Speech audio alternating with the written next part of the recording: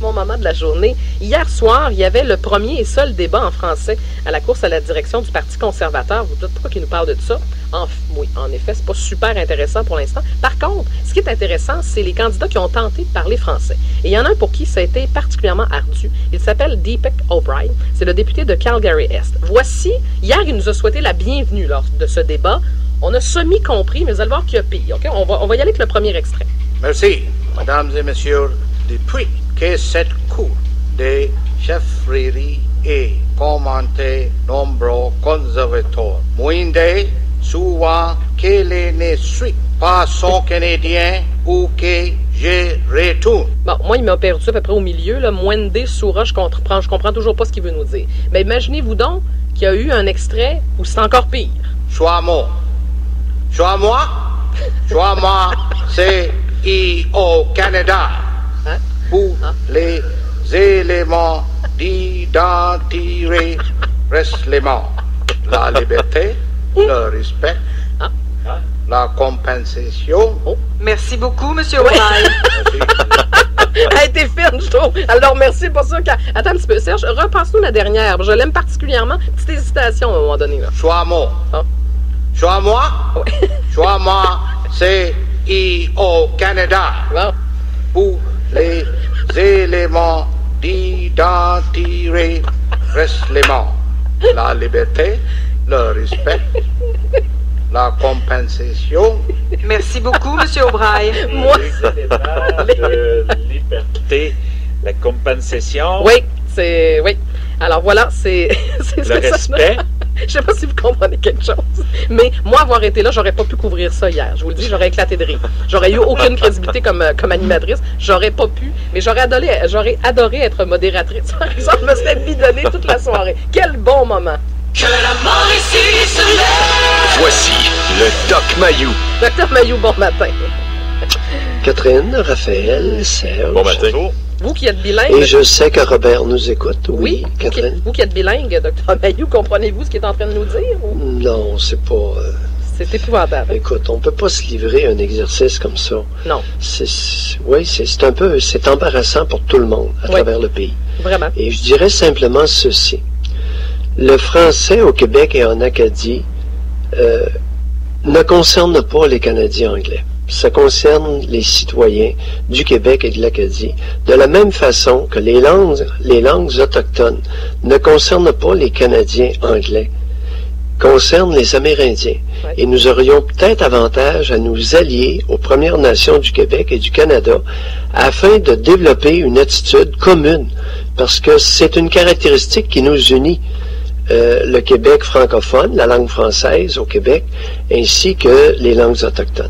Alors, ceci était mon petit éditorial linguistique ce matin. Oui, c'est bien dit, Dr Mayou. On va parler de cet individu. J'ai demandé à Claude Boucher de rester avec nous en studio parce que c'est Claude qui est au palais de justice hier, de cet individu, Pierre-Olivier Rondeau, cet ex-entraîneur de hockey du Collège Marie de l'Incarnation, devra purger 90 jours de prison pour avoir... Je vais juste terminer, Dr Mayou, pour avoir incité un adolescent de 14 ans à se masturber. Claude, parce qu'il y a des éléments là-dedans qui ont été dits hier qui sont intéressants. Entre autres, il a parlé du fait qu'il y avait un jumeau.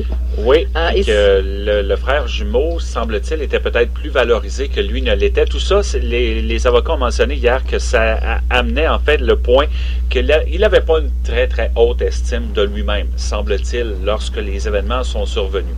Il travaille là-dessus, apparemment, parce qu'il y a un suivi psychologique. Là, ce que je peux rapporter, c'est tout ce qui a été dit en cours. Hein. Je connais pas nécessairement le profil psychologique du bonhomme en question, parce qu'il y a un rapport présententiel qui a été déposé. Ça a mené à la suggestion commune des avocats de la Couronne et de la Défense. On en est arrivé à 90 jours de prison à purger les fins de semaine. Bref, il semblerait qu'il est très collaborateur dans son suivi et qu'il est sur la bonne voie, la voie de la réhabilitation, ce qui a incité les avocats à présenter ça hier. Docteur Mayou, on a affaire à quel genre d'individu? Catherine, oui. Penses-tu que le type rendu à l'âge qu'il est va être réhabilité en hétéro pour femme adulte avec poil au pubis?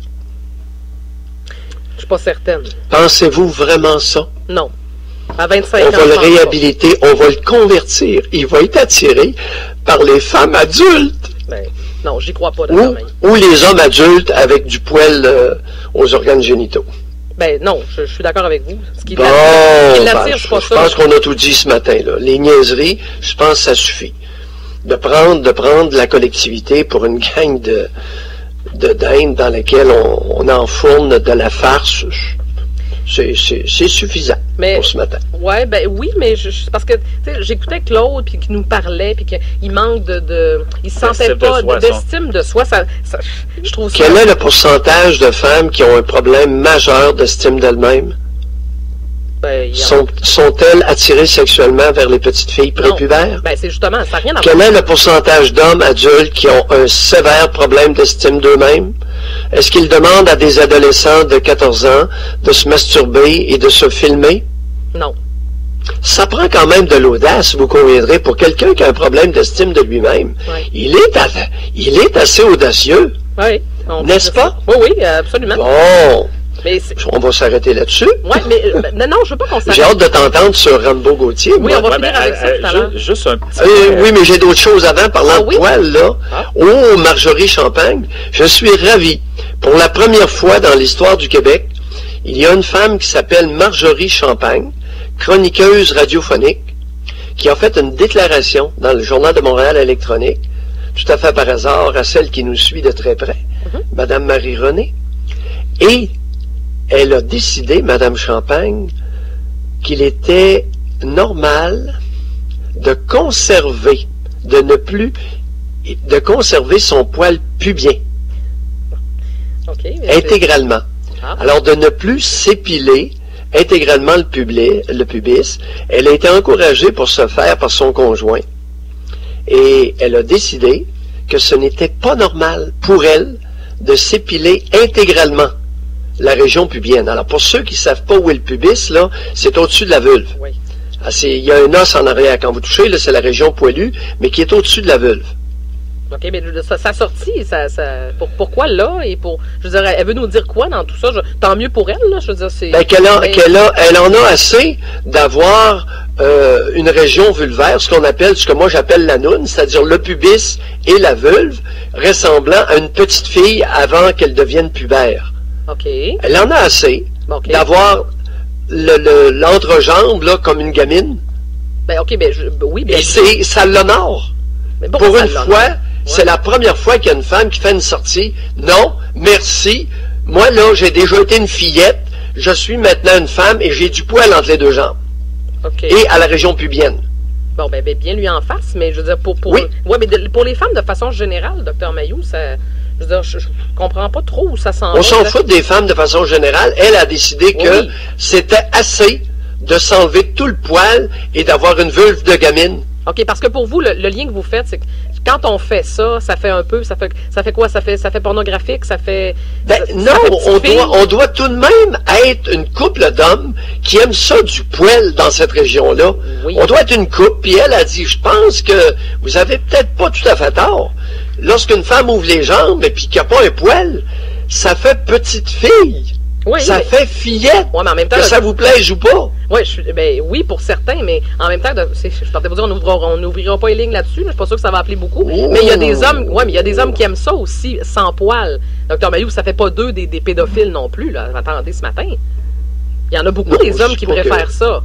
Ben, des hommes immatures ou des hommes qui sont paillassons sont majoritaires. Mais attendez, là, qu'est-ce que vous nous sortez là ce matin? Ça veut dire qu'un homme qui pensait... Allons-y sur Rambo, tu vas voir, ça va se croiser notre affaire. Mais non, mais attendez, on va... Vous allez voir un fil conducteur. Non, mais comme vous dites toujours, Dr. Mailloux, les hommes ne sont pas un groupe homogène. Donc, ça se peut qu'il y en ait qui aiment ça avec du poil et sans poil aussi. Oui.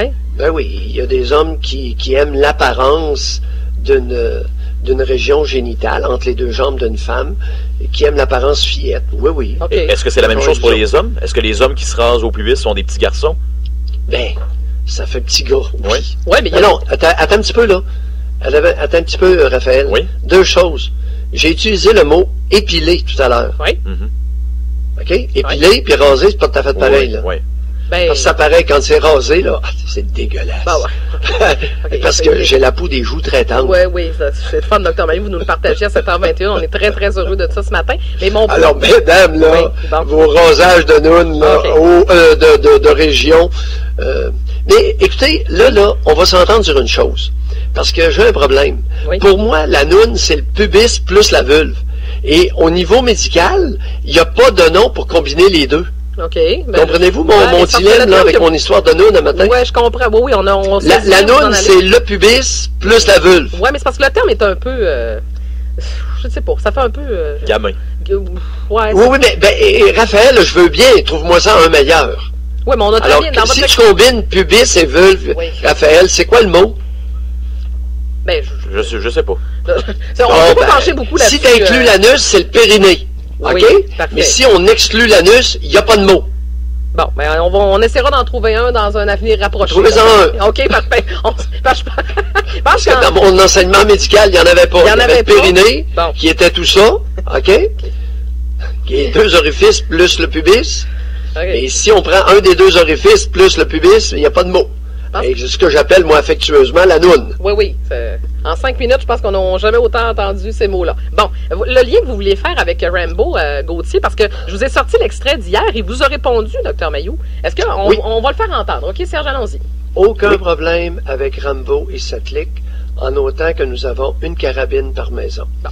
Alors, face à une levée, à une mouvance, comme celle de Rambo Gauthier de la Côte-Nord, il est important que nous développions d'urgence le système helvète, le système suisse.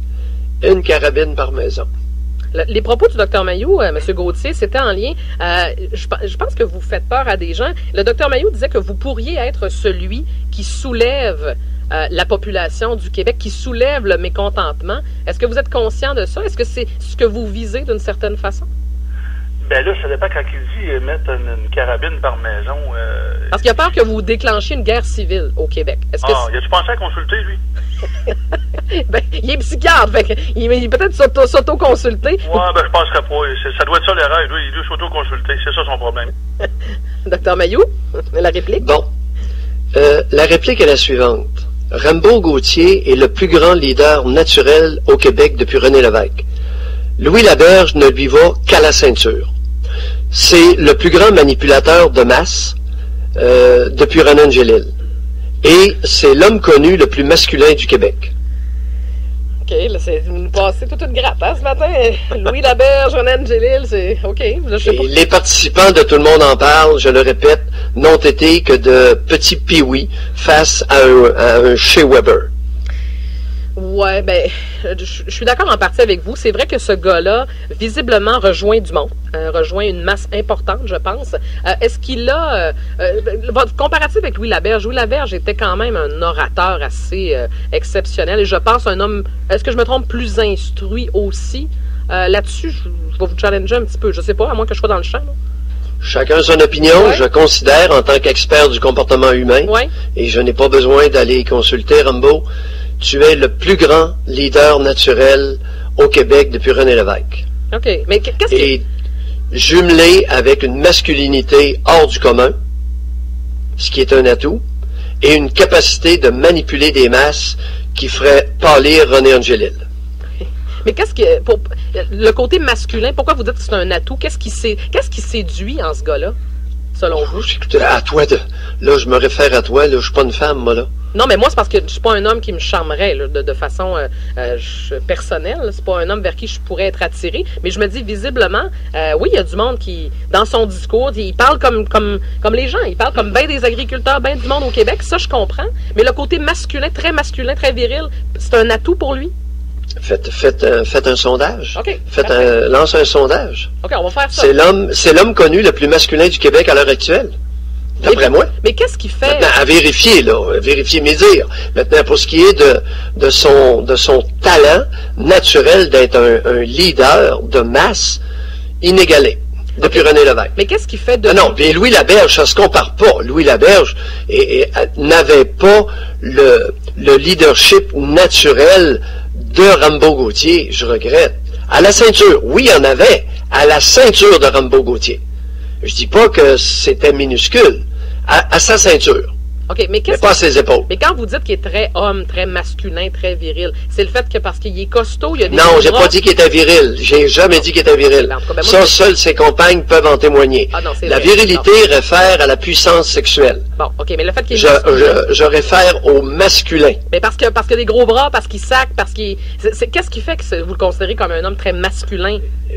Écoute, à toi de le dire. Ben oui, ben moi, j'ai l'impression que ce type-là, auprès des femmes, exerce un attrait important, si ce n'est majeur. Ben OK, ben on va te poser mais maintenant, peut-être que je me trompe, là. Ben, c'est à vérifier, ça. Oui, mais on va vérifier. 376-1069, j'aimerais ça qu'il y ait des femmes qui nous appellent. Est-ce qu'un gars comme Bernard Gauthier, ça vous séduit? Est-ce que vous trouvez... C'est un homme vers qui vous pourriez être attiré? 376-1069. On va poser la question, Dr Mailloux. On vous remercie, on vous souhaite une bonne fin de journée. Merci pour ce cours d'anatomie 101. On vous retrouve...